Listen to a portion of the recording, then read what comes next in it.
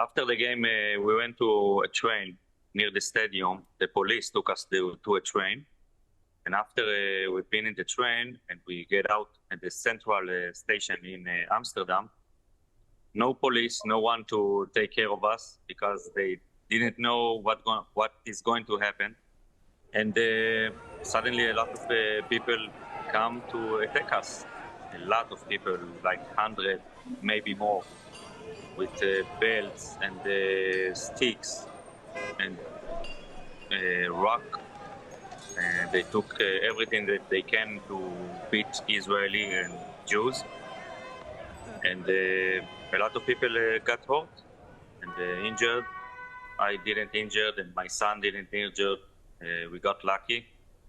A lot of people have broken teeth and a lot of scar in the face and a lot of blood in the face. It was not nice things to see. This video was broadcast on the BBC's Newsnight program on the 8th of November in the aftermath of the Amsterdam violence. But this video broadcast essentially has exposed the BBC further for its desperation to indulge in fake news to help promote the Zionist agenda.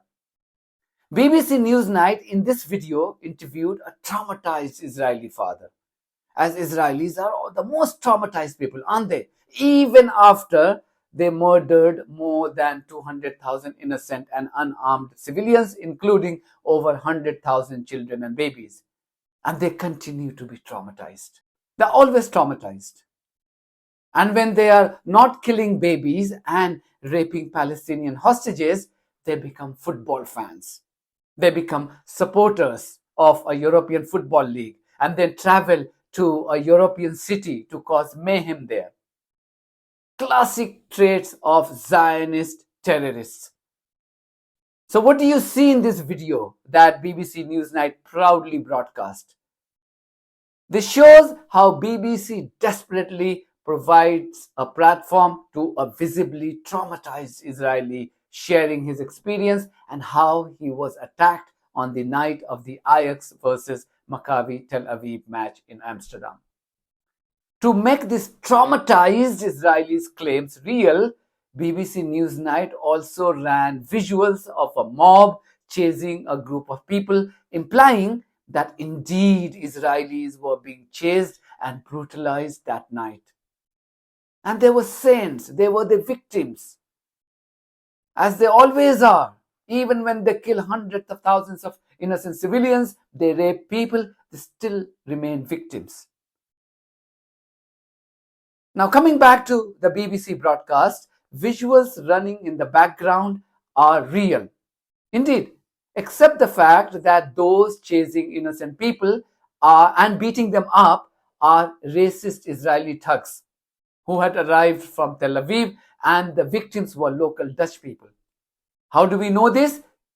Because the photographer who shot these visuals that the BBC fraudulently used to push the Zionist agenda has decided to publicly shame the British broadcaster funded by your hard-earned money called license fee. This brave Dutch photographer has taken on the collective might of the pro-Zionist media outlets, including the BBC, Sky News, and New York Times. Her fight against these media outlets started when they indulged in misinformation campaign to project Israeli terrorists as victims of violence during a recent Europa League match. And the photographer that I'm talking about, her name is Annet De Graaf. Remember the name, Annet De Graaf. BBC Newsnight's fraudulent action has left the Dutch photographer shocked, as she wrote on Twitter, now called X, in disbelief. She wrote, and I quote, "Oh my goodness, I see this for the first time. This is totally scripted, folks. None of it is true, and my footage is given to police. They will find out soon enough." End of quote. So the BBC used the Dutch photographer's video clip without her consent and used it to peddle fake news to support Israeli agenda. I mean, when did the BBC turn into such a disgrace? I still can't get my head around the fact that BBC resorted to such journalistic fraud to push Israeli propaganda. Just see how BBC Newsnight starts playing the visuals of Maccabi hooligans just when the Israeli chap or traumatized Israeli chap says he was being attacked by a lot of people. BBC Newsnight playing that video exactly at that point. What does it illustrate? That indeed there were a lot of people attacking Israelis, when in reality the video was about the Israeli thugs attacking local population. Let's cast your mind back to the violent scenes coming from Amsterdam during the Europa League match between Ajax and Israel's racist football team Maccabi Tel Aviv that night. BBC wasn't alone in giving a blow-by-blow coverage to this event. I mean, BBC may have given more space to this one event than it perhaps did to highlight the genocide of Palestinians by Israelis in Gaza. These Western media outlets have gone hysterical in their coverage, claiming that Jews were being hunted in Amsterdam and the Dutch capital was witnessing a pogrom of sorts. Pogrom against Jews. And to justify their claims, these media outlets use the same video clip shot by Annet De Graaf. However, what's remarkable is Annet's determination to name and shame these big media platforms. It's not easy, but she's been doing this relentlessly. What's amazing is that she has even managed to get apologies from a French outlet and New York Times. You can see the clarifications here. Annet then took to Twitter, now X, to publicly shame Sky News, highlighting that this UK media outlet has still not apologized for fraudulently using her clip to peddle fake news. She wrote, and I quote, "It has now been more than 4 days since I complained to Sky News and to their reporter Alice Porter about the misuse of my footage of Maccabi Tel Aviv fans in Amsterdam on November the 7th. They have not even had the courtesy to reply. Shameful." End of quote.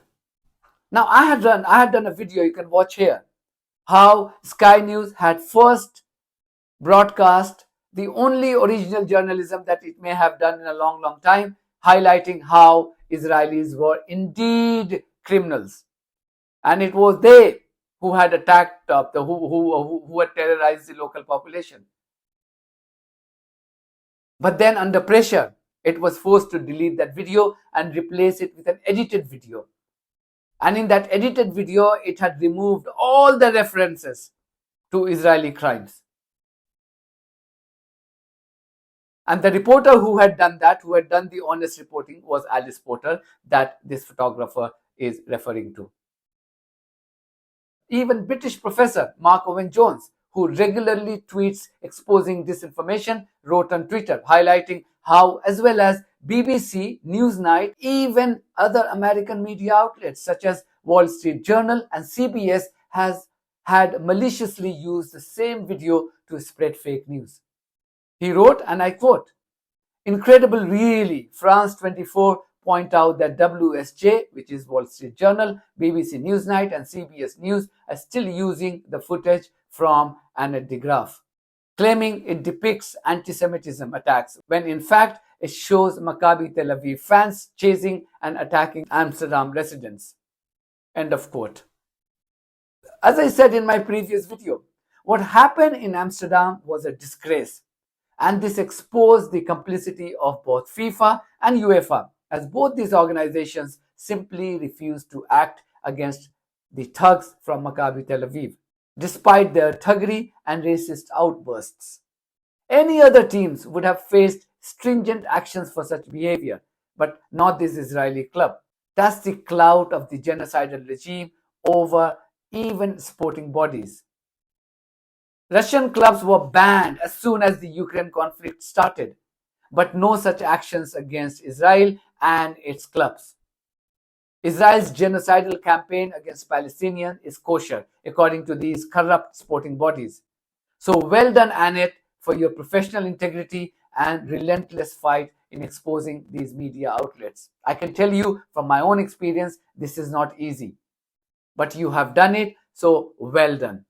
That's it from me. Thank you very much for your support of this platform and its journalism on buymeacoffee.com and Patreon. If you do think that our journalism is worth supporting, then you too should consider becoming part of it. In the meantime, if you haven't subscribed to my channel, please do so, because that's one of the many ways you can support independent journalism. God bless you all.